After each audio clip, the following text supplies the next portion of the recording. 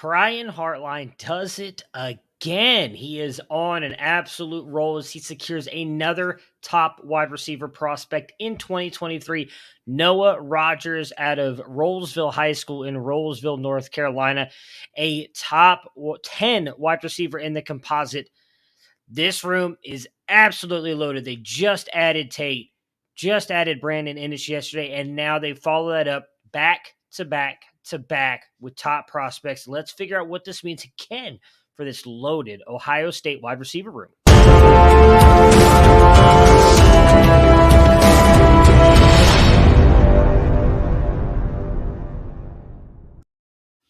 So Noah Rogers is a 4-star wide receiver recruit, number 9 in the 24/7 Sports composite ranking as of now. He is the lowest of the 3 in Carnell Tate and Brandon Ennis, both who just committed recently as well to Ohio State, filling out an absolutely loaded 2023 wide receiver class for the Ohio State Buckeyes.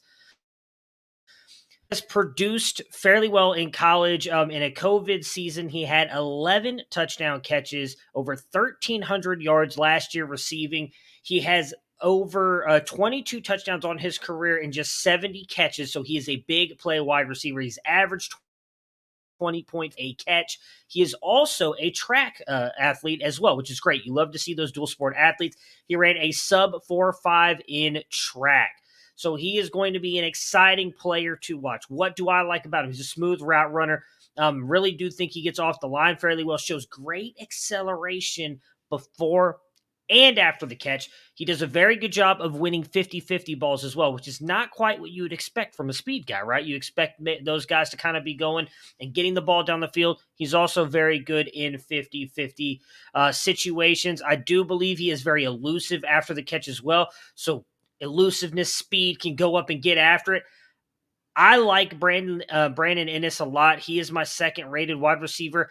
I feel like I'm speaking bad about Carnell Tate here, who's also a very phenomenal wide receiver, but I think Rogers has a chance to be better than Tate as well. Rogers will be my second guy coming in here.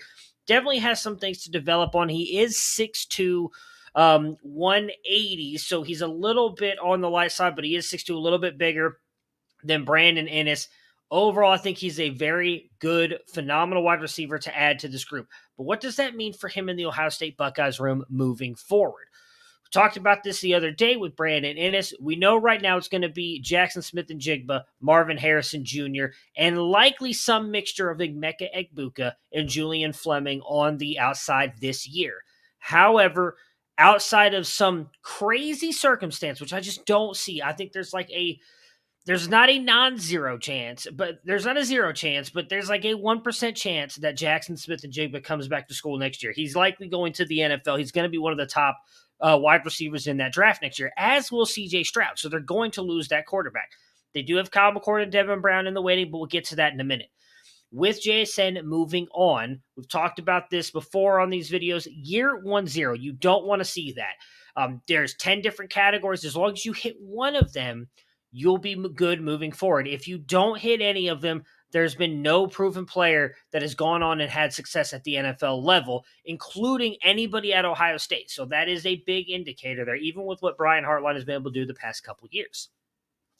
So I do think he has a chance to come in as a freshman and do something, but it's likely going to be Marvin Harrison Jr., Emeka Egbuka, and then some mixture of Jaden Ballard, Caleb Burton, Keon Graves, and we don't know what's going to happen with Julian Fleming right now. I feel like he's kind of getting buried.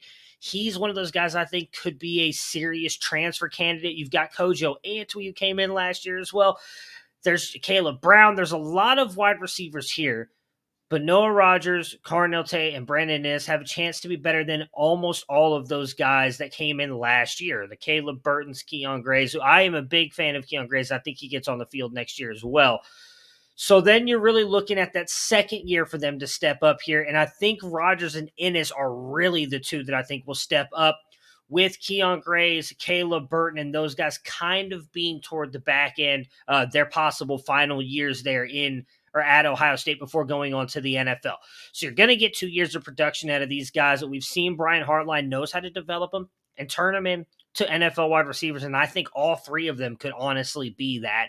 We could see a Chris Olave, Garrett Wilson, Jackson Smith and Jigba, and honestly, even Jameson Williams, although he obviously had his big blow up at Alabama, developed here at Ohio State. We know it to be true.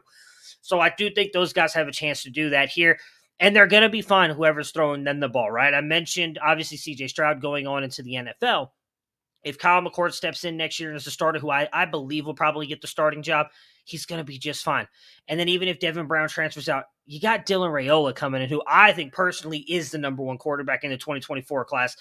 And we know Ryan Day is going to continue getting these guys. He's got offers out to guys like Austin Novosad here in Texas in the 2023 class, so I think it's a really good quarterback as well. Like, they'll figure out the quarterback position. So regardless, they'll have a pass catcher getting the ball. But if it's not Kyle McCord, it's Devin Brown. You got 2 years of Devin Brown and then moving on to Dylan Raiola. Like, they're going to be fine regardless of what happens. But Noah Rogers landing with Ohio State, just this team is going to be so much fun to continue to watch for the next couple years, Buckeyes fans. Like, we got another great one. It's going to be fun. It's going to be a lot of fun.